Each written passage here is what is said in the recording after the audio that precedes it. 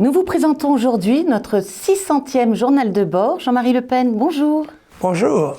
Alors que pensez-vous, cher Président, du retrait du projet de loi de Jean Castex quant au passeport sanitaire que le gouvernement voulait imposer dès janvier à nos concitoyens, aux Français? Alors je pense d'abord à notre 600e blog.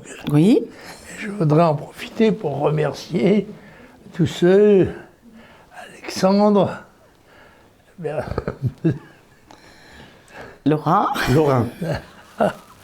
Bernard, Marie et les autres, ceux qui nous aident chaque semaine à prendre contact avec les Français de façon trop modeste sans doute, mais réelle.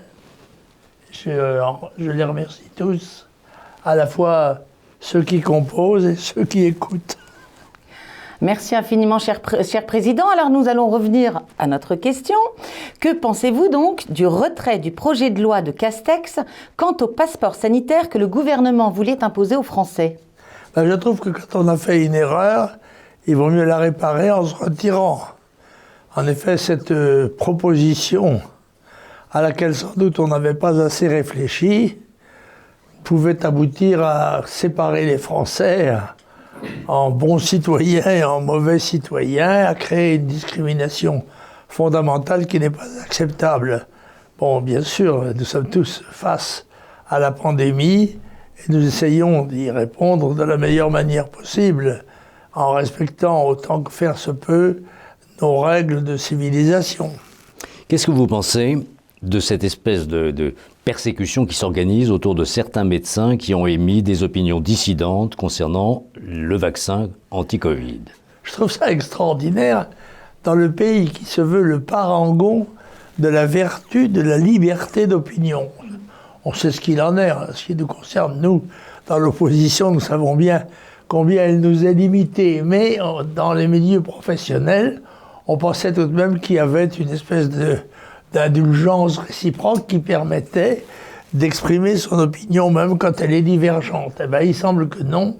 Il y a, semble-t-il, les bonnes opinions et les mauvaises. Voilà. Y compris dans le domaine scientifique, vous avez vu que l'un de ces médecins a même fait un petit séjour en hôpital psychiatrique, ce qui rappelle des souvenirs politiques, pas exclusivement français, c'est le moins qu'on puisse dire. Tout le monde peut y aller, c'est vrai.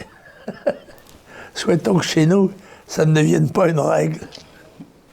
Alors, aux États-Unis, cher Président, pensez-vous, comme la majorité des médias, que l'élection de Joe Biden soit définitive, ou bien existe-t-il encore une incertitude sur le nom du futur locataire de la Maison-Blanche? Les élections américaines sont un phénomène très complexe, qui n'est pas toujours facile à discerner de ce côté-ci de l'Atlantique. Je pense que les jeux ne sont pas totalement faits, même si apparemment Joe Biden est donné comme l'élu, il l'était déjà avant même l'élection par les médias. Par conséquent, ceux-ci ont daubé, bien sûr, sur les résultats. Je crois qu'il reste à Trump un certain nombre de possibilités juridiques. Je ne sais pas s'il les utilisera, mais nous attendrons les dates définitives pour savoir ce qu'il en est de l'un ou de l'autre, en sachant que la politique américaine, en tous les cas à l'extérieur, ne sera pas, je pense, sensiblement modifiée par la modification du nom du président. On lisait un mot sur le Covid, il y a une personnalité française de premier plan qui est frappée par le virus, c'est Monsieur le Président de la République, qui tout de même a trouvé le temps, malgré le lit de douleur sur lequel il se trouve, de s'exprimer dans le magazine L'Express, une très longue interview avec une réflexion en particulier sur l'autorité en politique. C'est un sujet que vous avez certainement caressé à de nombreuses reprises, puisque vous fûtes plusieurs fois candidat à l'élection présidentielle, une fois au second tour, et que la possibilité, après tout, d'exercer la fonction a toujours existé, de fait. Alors, l'autorité en politique. Le président de la République se plaint de l'opposition. Il trouve que les critiques sont insupportables et crée le doute dans l'opinion, et qu'à partir de ce moment-là, puisque la parole officielle n'est plus crue spontanément, c'est très difficile d'avoir encore de l'autorité sur les Français. Qu'est-ce que vous pensez de ça? C'est-à-dire que l'autorité, en toute hypothèse, est pleine de risques. La preuve, c'est que même le Covid ne vous épargne pas aux fonctions les plus éminentes. Elle peut aussi d'ailleurs être l'objet d'attentats divers, comme on l'a vu en France d'ailleurs à certaines époques et dans d'autres pays plus récemment. Mais je crois que le président essaye de chevaucher le Covid comme il peut, mais il essaye d'en tirer un certain bénéfice en disant, voyez, pauvre homme, je suis comme vous, éventuellement victime des malheurs, par conséquent, vous devez comprendre que je vous comprends mieux. Mais je pense qu'il a fait quelques pas dans la bonne direction. Il est certain que quelquefois, du mal peut venir un bien ou un meilleur. Et vous êtes sensible à son discours philosophique sur la question de l'autorité? Est-ce que vous avez observé, par exemple, dans la vie politique française, un abaissement de cette notion d'autorité de la part de l'exécutif? C'est évident, mais je pense que c'est un phénomène très complexe et qui est lié à l'affaissement des convictions et pratiques religieuses, qui étaient moralement, en quelque sorte, le corset social dans lequel le peuple vivait. Et que de là, ceci a suscité un grand délabrement des mentalités, des conceptions et des disciplines. Et que ceci se ressortisse aussi à celle de l'État, il n'y a rien d'étonnant à cela. Encore que nous voyons dans la rue que l'État a de grandes difficultés à maintenir ce qui est sa mission principale, c'est-à-dire l'ordre. Et je voudrais au passage saluer les 3 gendarmes qui ont été tués dans l'accomplissement de leur mission de société civile, on peut dire, et celui qui a été blessé, ainsi qu'à leur famille, et plus généralement à l'arme, pour que l'on sache que le maintien de l'ordre n'est pas innocent, ce n'est pas simple. Ça a fait courir des risques, y compris celui de perdre sa vie. Et là, ils l'ont perdu quand même au service de notre sécurité à tous. Et de la population dans un rôle qui n'était pas répressif, mais qui était au contraire un sauvetage. Absolument. Bien, cher Président, je vais céder mon siège à une dame admirable, une militante courageuse, une femme de valeur et de conviction, la grande et belle Valérie Lopy. Eh bien, c'est un grand plaisir que d'accueillir à cette table célèbre, à la place de Marie Nervès, Valérie Lopy, qui est pour nous le maire putatif de Tarascon. Exactement. Car elle eût mérité de l'être. Elle ne l'a pas été. Ça lui donnera un petit peu plus de tranquillité, car nous savons bien que cette fonction de maire est une fonction difficile et qui exige de grands sacrifices de ceux qui acceptent de l'assumer. Valérie, en tous les cas, merci d'être venue de si loin pour être avec nous aujourd'hui. J'espère que vous portez toujours quand même à Tarascon la même attention chaleureuse que vous le fîtes toute votre vie. Et puis, la vie commence toujours demain. Et oui, cher Président, Tarascon me tient à cœur depuis 28 ans, puisque j'y habite depuis 28 ans. Mais c'est la France aussi qui me tient à cœur. Et moi, justement, je suis vraiment ravie aujourd'hui d'être à vos côtés parce que je vous dois énormément. Pourtant, je suis issue de la gauche. J'ai été élevée chez les Mitterrandiens. Je suis issue de l'éducation nationale. Je suis toujours dans l'éducation nationale, en ZEP. Et c'est vous qui m'avez donné le cap. Parce que je voulais faire quelque chose pour mon pays et j'étais désespérée. Et puis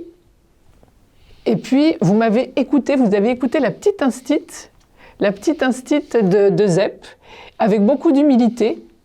Et c'est ce qui m'a finalement encouragée à me dire si c'est possible d'aimer la France et de ne pas se corrompre avec des politiciens qui considèrent que la politique, c'est se prendre des sièges. Voilà. Et donc, vous nous avez montré l'inverse. Et du coup, j'ai eu le bonheur, parce que vous m'y avez invité, j'ai eu le bonheur de siéger à vos côtés au conseil régional en PACA, parce qu'à l'époque, ça s'appelait PACA. Et donc ça, c'était le bonheur. Vous voyez, vous m'avez donné la force de me battre. Moi, je ne me suis pas battue comme vous physiquement sur un terrain de guerre, mais quand j'arrivais au conseil régional et que vous nous parliez, avant de siéger, pendant 1 heure de la France, vous nous parliez de la France dans l'état où elle était déjà en pleine décadence, hein. Eh bien, même en sachant la vérité sur l'état de notre pays, eh bien, nous étions unis, tout le groupe Front National, pour siéger et pour dire aussi la vérité. Et Dieu sait que nous avons connu aussi, comme vous l'avez connu à l'échelle encore plus grande, les colibés, les moqueries, même les insultes. Et moi, je vous rends grâce vraiment, Président, parce que malgré ces insultes, envers et contre tout, vous avez continué votre cap d'aimer la France, d'aimer le peuple de France. Et toute l'affection, alors qu'on vous a traité de raciste, alors qu'il n'y a pas plus affectueux que vous. Vous aimez le peuple de France, vous aimez les gens. Et moi, si je suis là aujourd'hui, c'est parce que vous avez témoigné tellement d'affection. Moi, je vous aime aussi, Président. Voilà. Et donc, Merci. Du coup, j'ai le bonheur. Vous voyez, j'ai le bonheur, même si... Et donc, voilà. Ça m'a mené, finalement, avec la force que vous m'avez donnée, en 2012... J'ai été surprise, j'ai failli battre Michel Vauzel, qui était le président de la région, qui était le garde des Sceaux à l'époque de François Mitterrand. Moi, la petite instite, comme ça, qui est allée faire ma petite campagne. Et donc, Michel Vauzel était obligé de venir appeler au secours Manuel Valls, Duflot.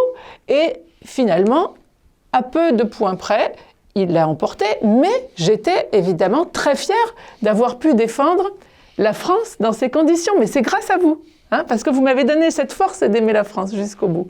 Et donc je me dis aujourd'hui, même si, effectivement, en 2014 aussi, j'ai failli remporter la mairie de Tarascon, hein, et puis j'ai récidivé en 2020, et malheureusement, alors que cette campagne donnait de l'enthousiasme à nos compatriotes et aux Tarasconnais, eh bien malheureusement, il y a le RN qui a mis un candidat face à moi. Et même s'il a fait un petit score, ça a suffi à me faire battre. Mais vous savez quoi ?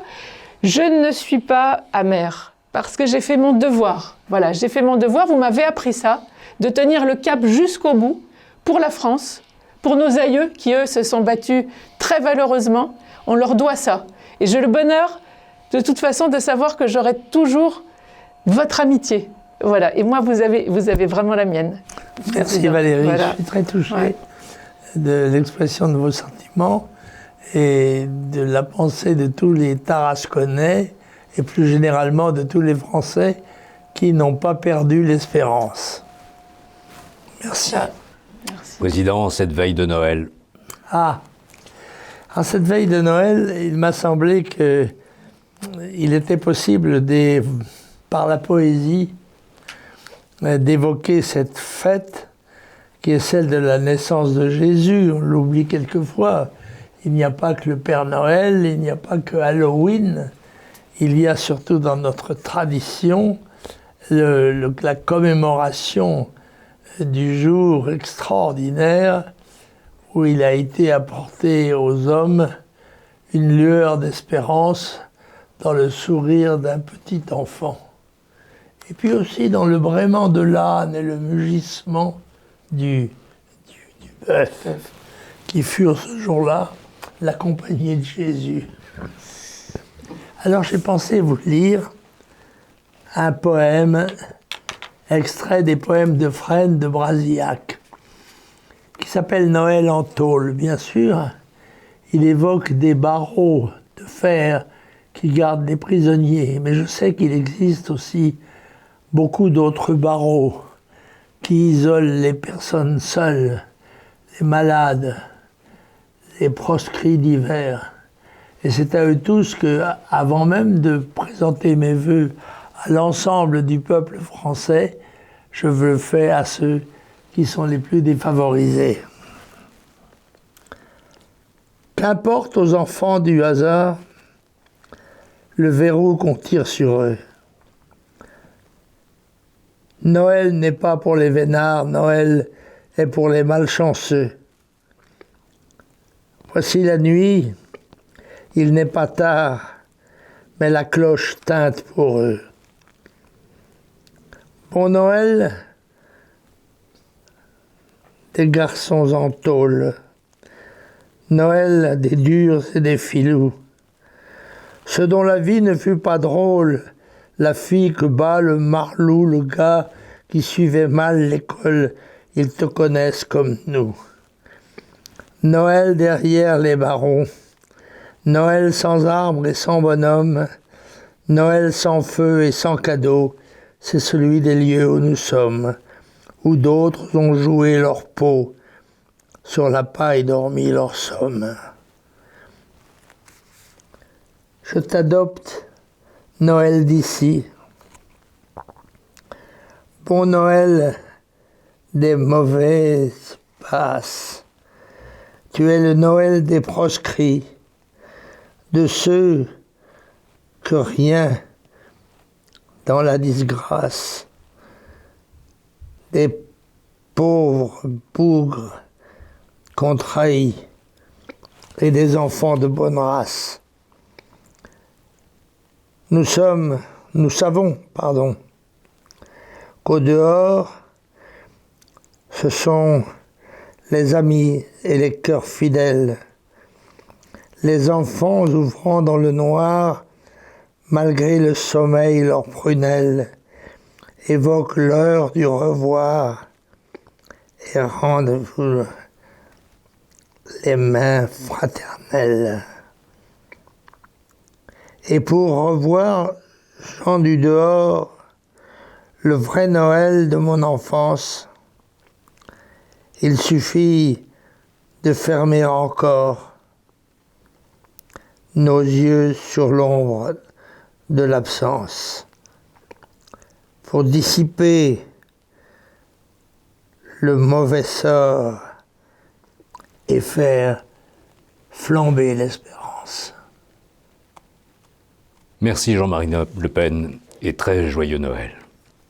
Joyeux Noël à tous quand même. Joyeux Noël. Joyeux Noël. Minuit chrétien, c'est l'heure solennelle où l'enfant Dieu descendit jusqu'à nous pour effacer la tâche originelle et de son Père apaiser le courroux. Le monde entier tressaille d'espérance à cette nuit qui lui donne un sauveur.